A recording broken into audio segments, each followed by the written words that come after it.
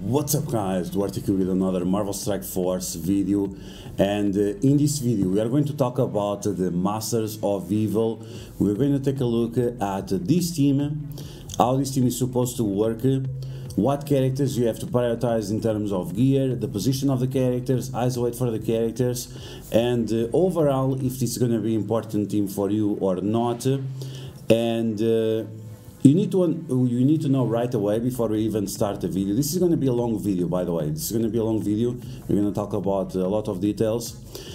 The first thing that you need to know about the Masters of Evil, the Marvel Strike version, is that this is going to be a very complex team. It's going to be a team that you have to make a lot of decisions when you are playing with them, and because of that, this might not be a team that will be like for everyone. It will be a team that will be quite complex to use, and depending on how much you like that type of teams, you might find this team very interesting or not that interesting. In my opinion, it's a very interesting team, and because also it's for Cosmic Crucible, the game mode where you play by yourself and your success is based on your own ability to make decisions. I think, at least for me, it's going to be an interesting team for sure. Okay, so we're going to talk about everything about this team, at least as far as we know, thanks to the data mines from Tauna. All the information that we're going to take a look at is thanks to Tauna, and also Benny Westside. He compiled the information in some infographics, and we're going to take a look at all of that and analyze each of the kits and each of the nuances that we have to take into consideration when approaching this team. So, as always, if you like the information on these videos, make sure you share it to your friends on Facebook and Discord. If you're new to my channel, make sure to subscribe for more Marvel Strike Force content, and make sure to smash that like button. Okay, so starting off, as I said, this is going to be a very complex team. This is a team that is designed for Cosmic Crucible to be the apex team, even stronger than Unlimited is right now, and they are supposed to beat every single team in Cosmic Crucible except some kind of apocalypse team with all the horsemen or something like that. So keep this in mind. This is going to be the next apex Cosmic Crucible team. This team has some tags for Cosmic Crucible offense, but you can still use them on Cosmic Crucible defense. Is it best to use them on Cosmic Crucible defense? Probably not, because they have a lot of single target damage, and you guys know the more single target damage there is on defense, the worse it is, because the AI always plays it wrong. Some teams, they have specific targets, like attack the guy with the highest damage, attack the guy with the highest health, and that's beneficial for the AI on defense. It's not the case for this team. So because there is a lot of single target damage, because there is all this complexity with a team, you are going to have to make a lot of decisions, and once again, you might find this enjoyable or not, but it's definitely a team that has a lot of flexibility. Now, in terms of the most important character, and this is something that you should prepare your red stars for, the most important character on this team is going to be Titania. Titania is going to be extremely important on this team. We're going to take a look at exactly why, but she is the centerpiece of this team. She's going to be the Nebula of the Infinity Watch. She's going to be the Dark Beast of the Death Seed. She's going to be the centerpiece that you need in order for this team to work to its maximum potential, and to have the most effects out of your other characters as well, because sometimes you cannot maximize the gameplay of a certain characters if you don't have this centerpiece in the middle of the team. And that's it for the introduction of this team. So now we are going to talk about the characters. We're going to start talking about Kang the Conqueror, then we're going to talk about Moonstone, then we are going to talk about Absorbing Man and Titania, and last we're going to talk about Ultron. So let's get started. So we're going to talk about Kang first, because I think he's one of the characters that we need to understand this team, and we're going to start off by taking a look at his passive, which is one of the reasons why this team works the way it is. So on his passive, At the end of the turn, he's going to get charged to a maximum of 3, and then he's going to get crit damage per charged. If this character has any charge, the Master of Evil are going to get 20% crit and 20% crit damage. Crit chance is your chance to gain a crit, and crit damage is how hard that crit chance is going to hit for. So it's very important that you understand this. In Cosmic Crucible, on the Kang passive, if this character has charged, he gains additional 20% crit chance for Masters of Evil and for himself. On Cosmic Crucible offense, he's going to get additional 20% crit chance and 20% crit damage for self and allies.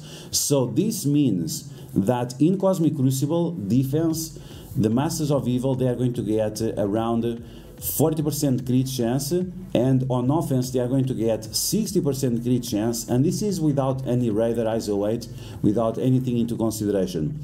So that means that certain characters are going to have very easily 100% crit chance, and even over 100% crit chance. If it is over 100% crit chance, it's not going to really matter, but you need to understand that this team is going to have a very high amount of crit chance, and this is going to be important because it's going to influence how the abilities from other characters are going to work. So you need to have this in mind. This team is going to have a very native crit chance, very high crit chance in Cosmic Crucible, where this team is supposed to have the most power, to be the apex team on that game mode. Okay, so now let's take a look at the basic for Kang the Conqueror. So attack the primary target for piercing damage. If the target has defense up, you do double piercing damage. That's it. This attack cannot be countered. And on the isolate, counter and assist in Cosmic Crucible, if the target has vulnerability, gain 20% speed bar. So you can see right here we have some mechanics calling out for the characters to have vulnerability. So you want to make sure that your fastest character is going to apply vulnerabilities, and the fastest character on this team is going to be Titania, and we are going to understand in a second why. Okay, so nothing special, single target damage, big damage if it has defense up, and you're gonna get speed bar if the characters have vulnerability, which makes Kang to go a little bit faster. Then we have the special. On Cosmic Crucible, offense clears all the barrier from the primary target and adjacent targets. That's fine. Attack the primary target and adjacent targets for piercing damage. If they have defense up, you are going to do double damage. If any of those characters, if any of the adjacent characters or primary characters have defense up, you are going to do double damage. So it's going to be important to make sure which is going to be your primary target and which are going to be your secondary targets. Your primary target might not be the character with defense up. It might be a character that has vulnerability and the other character has defense up, and this is going to be beneficial for you because you are going to do double damage in all those targets. In Cosmic Crucible, apply slow for 2 turns to each of the targets and apply offense up to Masters of Evil and self. Okay, great. If this character crits on any of these attacks, he's going to get evade +1. So this is going to stack up evades on Kang the Conqueror. It's going to increase his survivability, and it's going to be important to have this ability in mind, the slow. If the team is fast, you're going to apply slow for 2 turns. If Kang is a little bit slower than the other characters, then you want to wait them to have their turn, so you apply the slow. When you apply the slow, it's already a decision you have to make to maximize the value of your speed. Okay, we already talked about the evades to increase the survivability, the offense up. We also have Ultron that gives offense up, so this is a way of doubling up on the buffs, and it's going to be important to get as many buffs as possible, to have as many characters that buff as possible, because Titania, she's going to get turn bar every time she gets buffs. So this is why we have so much overlapping of different types of buffs. So keep this in mind. so you know exactly why this is happening the way it is. Okay, so one decision that we have already here is, are we going to use the basic first or the special first? And the reason why I'm saying this is because if Kang is like super fast, you can use his basic on a target with vulnerability to give him speed bar, and then use the special when the characters already have defense up, and once again to maximize the value of the slow and also the buffs for the team. So once again, this team is going to, the Masters of Evil is a team that is going to take a long time for people to master, to really maximize the potential of this team. And when you do this team is really going to be very powerful, maybe more powerful than Scopely were expecting. Now we have the ultimate for Kang the Conqueror. On Cosmic Crucible offense, clear all the barrier and death proof from all enemies.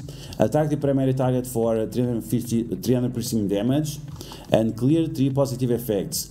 If the target has defense up, once again you are going to do double damage, and you are going to rewind the enemy for 10% speed bar. Nothing special here, just single target nuke and a little bit of turn rewind.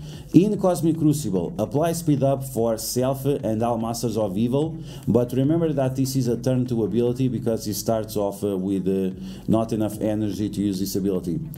In Cosmic Crucible, this attack is unavoidable and cannot be blocked. So this means that Tangled Web and also Unlimited X-Men, they are going to get slapped by this ability because of these unavoidable attacks and also unblockable attacks. Enemies killed by this ability cannot be revived, so this is also a counter against Dormammu and against other teams that can revive characters, like we have Rebirth now, and also Death Seed that can also revive characters, and they also have evades. Okay, so as you guys can see, Kang is going to be a very important character. He's going to provide multiple buffs to the team, which is great because the buffs that we are getting are going to speed up Titania and are going to allow Titania to use multiple of her abilities. So let's move on to the next character, Moonstone. And once again, we're going to start off with the passive. So on the passive of Moonstone, we have that she gets 1 evade to a maximum of 3. So this is going to be a character that is going to have increased survivability, and this is going to define the position where you are going to use this character. In Cosmic Crucible, Masters of Evil gain 50% more focus, and on offense, Cosmic Crucible offense, they are going to get 100% focus instead. Okay, so this lowers the requirements of having characters with Skirmisher Isolate, because on top of the 50% focus that Moonstone is going to give to the team, we also have multiple characters that give offense up to multiple characters to your team, and that is also going to increase the focus by 50%. So whether you have these guys on defense or offense, you are always going to have 50% focus from Moonstone plus 50% focus from the offense up. And you have to understand that some of the characters like Kate Bishop, their focus is already, when the developers make their focus, it's already based on the characters having offense up quite often. That's why the Young Avengers, they kind of have low focus because they are supposed to have offense up most of the time. So this is something that you also need to keep in mind. Okay, so taking a look at the basic of Moonstone, and you're gonna see right here something very important about Moonstone. Attack primary target and apply defense down for 2 turns. This is going to lower the resistance of the enemies, and it's going to increase the probability of you applying negative effects to the enemies, and lower the requirement of focus for your team. So once again, we have this dynamic of higher focus with the buffs and lower resistance with the negative effects. If the target that Moonstone attacks as vulnerability, she's going to gain energy. This is going to be extremely important because based on that, you are going to be able to get the abilities from Moonstone refreshed a lot more often, right? This is going to allow some abilities that cost 5 energy to be used within 3 turns because of all this additional energy that you are getting. Isolate attack, counter and assist if the attack they also apply defense down, so attack primary target for damage, apply defense down for 2 turns. If the target has vulnerability, also gain ability energy. Now, I'm going to be very frank with you. There is no way of you getting counters on Moonstone easily, so this isolated counter is going to define Moonstone as a striker. You want to make sure that she gets all this energy, and you always attack characters with vulnerability, so for that you need Moonstone to be a striker. Anything else, you are going to be wasting away all this additional energy, and it will make Moonstone a very underwhelming character. So it's going to be very, very important for her to be a striker. Special ability. If there is more than one enemy, reduce the speed bar of the enemy with the highest damage. Mind control the primary target to attack the enemy with the highest damage. Then you are going to attack the primary target once again after the mind control, apply stun and apply defense down for 1 turn. In Cosmic Crucible, on top of stun and defense down, you're also going to apply trauma and disrupt for 1 turn. So this is a massive ability. The fact that you're applying stun, disrupt, mind control, defense down, trauma and disrupt is just huge. Is really, really huge. Now, of course, the cooldown is quite big. It's 5/5, so you can use it turn 1. But this is what I'm saying. You need to apply those vulnerabilities to the enemies. So after your Moonstone gets the energy, so use this ability turn 1 or turn 2, and then on turn 3 or turn 4, you can use this ability once again with this mind control, with the turn rewind, with the stun, with the trauma, with the disrupt, and with the defense down. This is a super ability, and it's gonna make or break your Moonstone depending on which ISO weight you have, because you're going to be able to use this ability way more often. Okay, so the special, as you guys can see, it's quite amazing ability. Now we have the ultimate. Attack the primary target and adjacent targets for a low multiplier, very low multiplier here, and apply defense down for 2 turns. In Cosmic Crucible, reduce the speed bar of each of the targets by 20% and apply stun to the primary target. So you can see that once again there is a lot of turn manipulation with Moonstone. You have to make the decision, which characters I'm going to turn rewind, which characters am I going to stun. Is the character that I'm going to stun has vulnerability? Is he going to allow me to get more energy again, so I'm able to use my abilities more often? So yeah, this is going to be a very skill-based team, but if you master this team, it's gonna really take your competitiveness on Cosmic Crucible to the next level.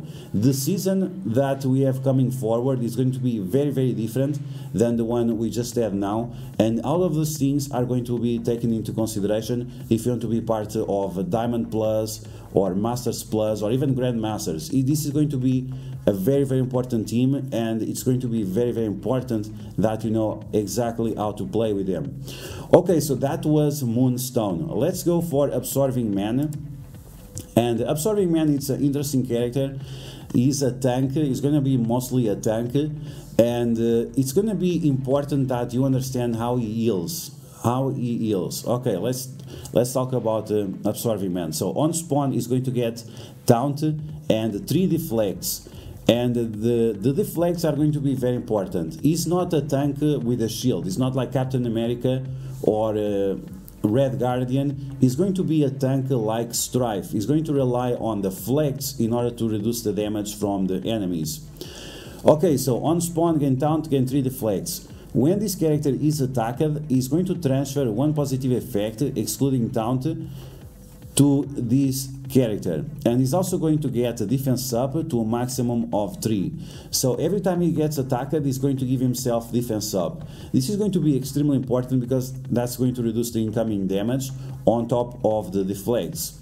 For each turn of defense up, so that means the amount of defense ups you have, so if you have like defense up with 3 buffs, you are going to increase the armor of this character by 20% and 20% resistance. So you can get additional 60% armor and 60% resistance on Absorbing Man based on how many defense ups you have. So the more times his attack, the more defense ups he's going to have. The defense up is given to himself and not based on the transfer of positive effects. So you can transfer one positive effect and you're also going to get defense up to a maximum of 3. So the armor and resistance are capped at 60%. When this character drops below 50% health, if taunting, clear taunt and fill the speed bar of this character by 30%, which will allow him to go faster and get your abilities faster as well. In Cosmic Crucible, Master of Evil, allies and self are going to get 50% resistance, making it harder to apply negative effects to them. And on Cosmic Crucible offense, on spawn is going to give 4 counters to Titania. This is going to be massive. These 4 counters are going to be massive, and this is why we're going to analyze Titania after, so you can understand the point of these counters. On block, heal self for 5% max health, and this means that every time he has one of these deflects and the deflect is used, is going to heal himself by 5%. That means that you kinda want to maximize how many deflects he has. You want to maximize how many deflects he has, so not only you are reducing the damage by 25%, because that's what deflects do. Every time you deflect, you are also going to heal yourself. So the more deflects you have, the more you are going to heal. Keep in mind that if you have all this additional armor on the character, you can still deflect the abilities, even if it's like 0 damage. But if you are taking 0 damage, you are going to heal yourself by 5%. So this is why, in my opinion, you should try to maximize the amount of deflects that you have on this character. Okay, so based on that, let's take a look at his basic attack. Attack primary target for damage, transfer to positive effects excluding stealth and taunt. So you can copy like regeneration to himself to heal him up. If the target has vulnerability, you are going to gain 2 deflects. And with the isolate attack, you are going to do exactly the same thing, also gaining 2 deflect. So you can see, if you have this character as a striker, which in my opinion you should, you are going to have constantly getting deflects on this character. That is going to protect him and also heal him. In my opinion, that's going to be very important because you are going to increase the survivability of Absorbing Man, which is something you want. Then we have the special, transfer all negative effects from Masters of Evil allies to self, and then you are going to flip all those negative effects into positive effects. So if they have a bunch of bleeds, if they have defense down, if they have slow, if they have trauma, if they have stun, not trauma, if they have stun, if they have disrupt, Absorbing Man is going to absorb all those negative effects, and there he's going to flip them into positive effects. So if you have stun, you're going to have evade. If you have disrupt, you are going to have immunity. If you have defense down, you are going to get defense up. So this is a very powerful ability. And once again, you have to make the decision. Should I use the special? Should I use the ultimate? Should I use the basic? Because if your team doesn't have any negative effects, should you still use this ability? And the answer is probably yes. Because you can see right here, after you flip all those negative effects, you are going to apply offense down to all enemies. This is going to reduce the damage of the enemies and is also going to make Absorbing Man and your team a lot stronger. So even if you don't have any negative effects, there is still a possibility for you to use this ability to reduce the damage of the enemies. Attack primary target and adjacent targets for 400% damage. Remove taunt from all allies. This is to stop characters like Rogue, like Phantom X, like Korath that apply taunts to different characters. And he's going to gain taunt for 1 turn. In Cosmic Crucible, he's going to get 2 taunts instead. So you can see right here, this is why you need this character as a striker, is that he doesn't natively get deflects, because deflects, they are flipped into bleeds, and bleeds, they are flipped into regens. So the only way for you to get deflects on his character is if you have him as a striker. So whenever you use the special or the ultimate ability with the isolate attack, you can still get deflects on Absorbing Man. Now taking a look at the ultimate, clear all negative effects from self. In Cosmic Crucible, he's going to heal himself for 40% max health, so this is similar to what She-Hulk does with her special. Attack the primary target for damage and clears all positive effects on that single target. In Cosmic Crucible, apply immunity for 1 turn and deflect to all Masters of Evil. So in this situation, when you use this ability, you want to make sure that one of the enemies is quite low, so after Ultron can destroy that target and you can extend all the positive effects on Masters of Evil. This is going to be another situation, is using Ultron properly to extend all positive effects on your Masters of Evil. Once again, mastering this team is going to be extremely difficult, but when you do it, this team is going to be beyond amazing for your progress on Cosmic Crucible.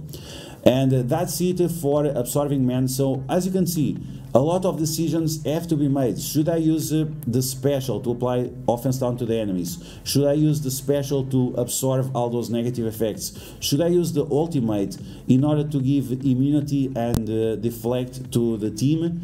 And is Ultron ready to extend those positive effects? This is decisions that you have to make within those 5 minutes of the Cosmic Crucible match. Okay, so let's take a look at Titania and the synergies that she has with Absorbing Man. Let's remember once again that in Cosmic Crucible offense, Titania is going to get 4 counters. So we are going to understand what's the effect of these 4 counters on Titania, and we're also going to take a look at what she's able to provide to the team and also to the match. Okay, so taking a look at Titania, now we're going to use official information, but there is still a possibility that she'll get minor rework for her. Okay, so first off, let's take a look at her speed. The speed of some of these characters is not amazing. We have Titania at 102 speed, and we have Ultron at 107 speed. But is speed going to be an important factor? Probably not. Okay, so let's start off once again with the passives. On spawn, apply defense up for self and all Masters of Evil allies. On turn, she's going to get 1 counter to a maximum of 5, and on crit, she's going to get deflect to a maximum of 5. So having more deflects and more counters is going to be important for Titania, because that is going to affect her own gameplay. Whenever this character gains 1 or more positive effects, she's going to get a 10% speed bar and heal herself for 10%. So on spawn, when Absorbing Man is giving counters to Titania, she is already getting speed bar because of that, and she's also getting speed bar because of her getting defense up on spawn. I think even if you get like 10 buffs at the same time, you only get 10%, but it depends of the sources of the buff. So you're going to get 10% from Titania, you're going to get 10% from Absorbing Man, and you might get 10% from other character. Okay, so when this character or a Master of Evil character is attacked, you apply slow to the attacker, to the enemy.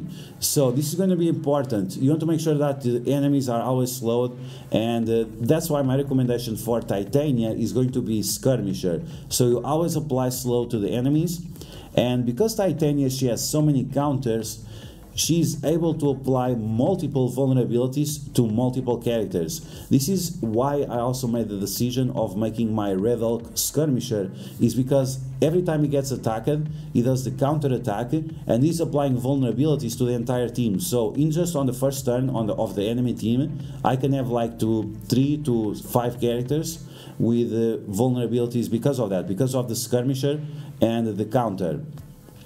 Something people need to understand is that Raider ISO 8 does not apply vulnerabilities on counter attacks or retaliation attacks. The only ISO 8 that does that is the Skirmisher. This is why it's important to have characters with Skirmisher that do counter attacks. This is why Red Hulk, this is why OG Hulk, this is why Bishop, this is why certain characters are very, very important to have the Skirmisher as a weight when they do these counter attacks. So you're always applying vulnerabilities to the enemies. Okay, so once again, it's even more important for Titania because she's also applying the slow to the enemies. Okay, so now this is where everything gets together. Gain 10% crit chance per counter, gain 10% crit damage per deflect. So she's going to get counters on turn, she's going to get deflects on crit, and If you have more counters, you have more crits. If you have more crit, you have more deflects. If you have more deflects, you have more crit damage. You understand right now the mechanic of Titania? This is why she's going to be the centerpiece of this team. Not only because she's the character with the counters, but also because depending on how many counters she has, she's going to have more deflects, and she's going to be able to withstand more damage and also do more damage. After that, she's going to get 25% max health in Cosmic Crucible. On spawn, gain 1 counter, 1 deflect, and 10% speed bar, on top of the speed bar she's already getting from the defense up. So keep this in mind. She's gonna start with 20% speed bar, at least 20% speed bar. On the Masters of Evil turn, she's going to get additional counter and 1 additional deflect. So once again, we are increasing her crit chance and we are increasing her crit damage. And this is on every single Masters of Evil turn. So she's going to ramp up on those counters and deflects all the time. Her crit chance is going to be through the roof, even without the Raider ISO weight. Some people were asking, should I make Titania Raider because of all this crit damage and crit chance? Not really, because once again, you need a skirmisher to apply vulnerabilities to the enemies. So after your Moonstone, so after your Absorbing Man, so after your Kang and your Ultron can be strikers and raiders and get additional energy, the additional deflects, and all those other benefits that they have with the different ISO weight.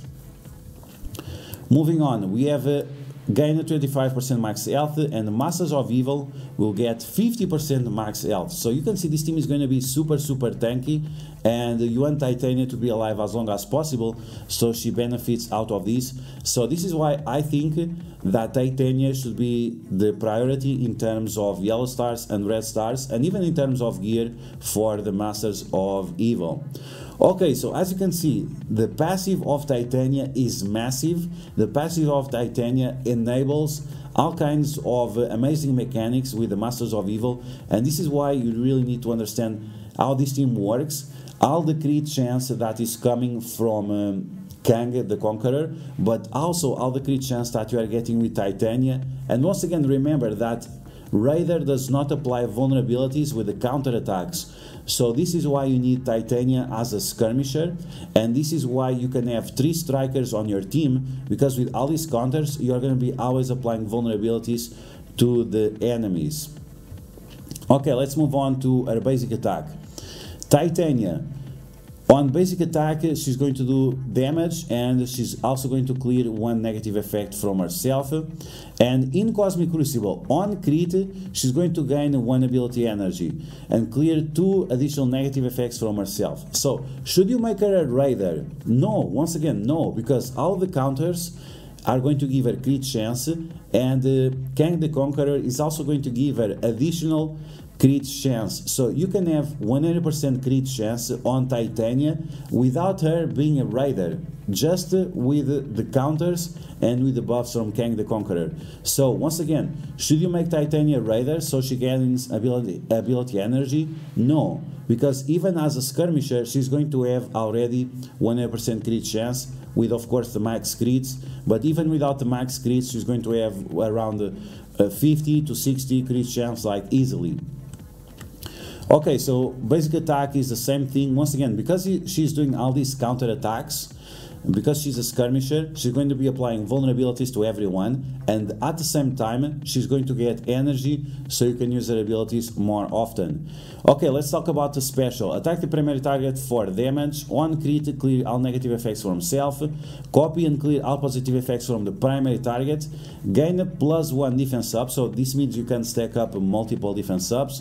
In Cosmic Crucible, if the primary target has safeguard, gain safeguard. So she's going to give safeguard to herself, gain speed up, and gain offense up. So once again, she's going to get more buffs, and as we just saw, the more times she gets buffs, the more turn meter she's going to get. So even that she has a very slow speed, because you are going to get all these positive effects, she's going to become a very fast character without relying on her base speed.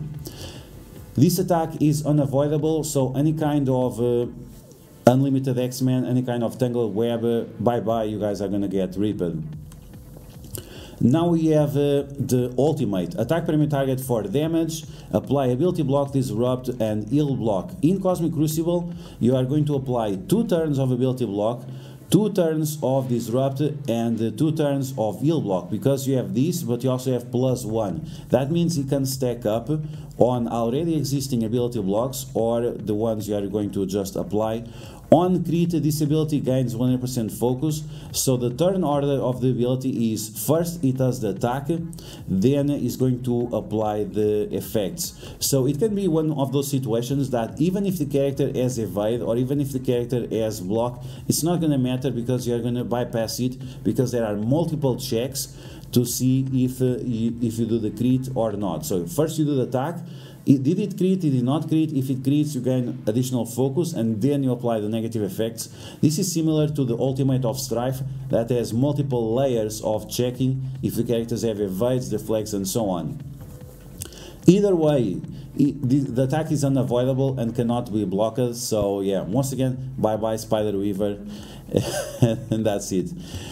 Okay, so we already saw the passive. As you guys can see, Titania is going to be the most important character on this team. In my opinion, she is 100% skirmisher, because that's the best way to work with all the abilities that she has, and also with other abilities from Kang the Conqueror and also Moonstone. You really want Moonstone to use the Striker Isolate all the time, so she gets additional energy, so after you can apply the traumas and so on. And also Absorbing Man, because you want Absorbing Man to also get deflects all the time, so he heals himself more often. Finally, we have Ultron, and thanks to Tauna we have an update on Ultron. Ultron passive is going to be updated. So now on spawn he's going to get a 15% turn meter, which is great because he was kind of slow, and this will allow him to be a lot faster now and summon the minions at a meaningful point in time, because sometimes like Ultron is just so slow, it takes so long for him to summon the minions that is just dreadful. Like he's already dead before he summons the minions, and now it's going to be a lot better. So there will be a line here that says Ultron on spawn is going to get 15% turn bar. Beyond that, he's going to be able to revive once. We already know about this. On kill is going to prolong all positive effects on Masters of Evil and Villain Tech allies. This is why it's going to be important for you to make sure you know which character you are attacking. Sometimes maybe it's going to be important to attack a less relevant character, so you just extend all those positive effects and give more turn meter to Titania and give more buffs to Absorbing Man and so on. And then in Cosmic Crucible, gain a 50% additional armor for Self and Masters of Evil allies. So you can see 50% for Absorbing Man plus the 60% he's giving to himself. So Absorbing Man is going to be also a massive beast, very hard to take down. Ultron basic attack, we have the same as before. He's going to do damage and copy and clear positive effects from the enemies. And now with the ultimate, with the special, the special was also changed on the most recent update. So the special now is going to be like a Red Skull. Red Skull, he summons the minions and then uses all the minions to attack the enemy. It's going to be the same thing with Ultron. The attack is going to be unavoidable, if I remember correctly. And Ultron is going to use all the minions to attack the primary target. That means that all the effects that the minions have, like turn rewind on the basic, like stealing positive effects from the primary target to Ultron, which is the 2 red minions, and then the last minion, the green one, is going to use his basic attack as well, and he is also going to give energy to Ultron. So that's going to help out giving more energy to Ultron and make sure that his ultimate is going to be ready, and also that you get the special more often. The more often you use this ability, the better, because he's going to give more energy to Ultron and help him balance out the energy consumption. Okay, finally we have the ultimate. The attack primary target for 700 piercing damage, and if the character has defense up, you are going to do double of the damage, and you are going to get energy based on many positive effects you have on Ultron. So you really want to max out the buffs. And for this, you want to make sure that you kill characters and you increase the duration of those positive effects. Enemies killed by this ability cannot be revived. So once again, this is a counter for those teams that we have right now that revive a lot of characters, like Dead Seed and like Rebirth. And in Cosmic Crucible, this attack is unavoidable and cannot be blocked. So once again, another counter for Spider Weaver and Unlimited X-Men. So as you guys can see, this team is very, very complex. You have to make a lot of decisions every turn you have with each of these characters to maximize this potential. It's the Masters of Evil, but you need to be a master in order to play with this team for its full potential. And based on all this information that we were taking a look at, I think that the best position for the characters is going to have Absorbing Man in a corner and then have Titania next to him, because she's going to have all those counters all the time. Once again, remember that every time they have a turn, they are going to give counters to Titania, which allow her to be a lot faster. And like this, if you have any kind of chain attacks that goes through Absorbing Man, they are going to be stopped on Titania. After that, in my opinion, you should have Kang the Conqueror and Moonstone, because they are going to have the evades quite often. Maybe you should actually have Moonstone in the middle and Kang on position 4 from the right to the left, because she gets the counters on turn and he gets the counters only, the evades. She gets the evades on her turn, and Kang gets the evades on whenever he uses the special. And once again, keep in mind that you can extend all those evades with Ultron whenever he kills an enemy. So after Absorbing Man, we have Titania, then we have Kang or Moonstone, then we have Moonstone or Kang, and finally we have Ultron. Ultron is really the character that you want to keep as far away as possible, because if he has any kinds of counters that he copies from enemies, if he has any kind of deflects, if he has any kind of evades, if he has any of these kinds of buffs, you want to make sure that he keeps them, because you want to use all those buffs to get additional energy thanks to the ultimate. So this is why you want to keep Ultron as far away as possible from Absorbing Man, and this is why you want to have Titania and those other characters to stop any kind of chain attacks to reaching out to Ultron. And once again, based on the ISO weight, based on the mechanics of the team, we need Skirmisher on Titania. She's going to be the one applying vulnerabilities all the time to the enemies. Then the ISO weight on Kang, it can be Raider or Striker. I think both abilities are option. I think I prefer Raider, just to make sure that he always gains evades whenever he uses his special. This is why I made the decision of the Raider, to increase survivability. Always make sure that he gains those evades whenever he uses his special. Moonstone, 100% Striker. You need her to get all that additional energy whenever he uses any of her abilities, and you attack characters with vulnerability. Absorbing Man, Striker, because you want him to get those deflects whenever you use any of his abilities and you are not forced to use the basic. And Ultron, you can make him a Raider or a Striker. I think Striker is better because he's going to be able to copy positive effects with his ISO weight attack, but Raider is an okay option. It's not the best option, but it's okay option. And yeah, guys, this is the Masters of Evil. So it's going to be a very complex team. Once again, very, very complex team, but I think it's going to be a lot of fun. And if you take Cosmic Crucible serious, if it's your favorite game mode, this is definitely the team that you should be on the lookout. In terms of red stars, once again, priority is going to be Titania. I'm probably going to open my 7 red stars and 6 red stars orbs for her, and I'm gonna be happy if I get a 6 stars for her. I know she looks kind of funky, she looks like Snooki from the Jersey Shore, but put the looks aside, because this character is quite amazing, and this team for Cosmic Crucible is gonna be a game changer. So I hope you guys enjoyed this video, all the information about the Masters of Evil. I hope it was clear enough. If you guys have any questions, make sure you head out to my Discord, link will be in the description, and you can tag me on general chat for any additional questions that you have about this team. So that's all for now, guys. So I hope you guys enjoyed this video. If you did, make sure you smash that like button, and if you found the video helpful information, informative, fun, entertaining, anything like that, make sure you share it with your friends on Facebook and Discord. If you're new to my channel, make sure you subscribe for more Marvel Strike Force content, and I will catch you guys later.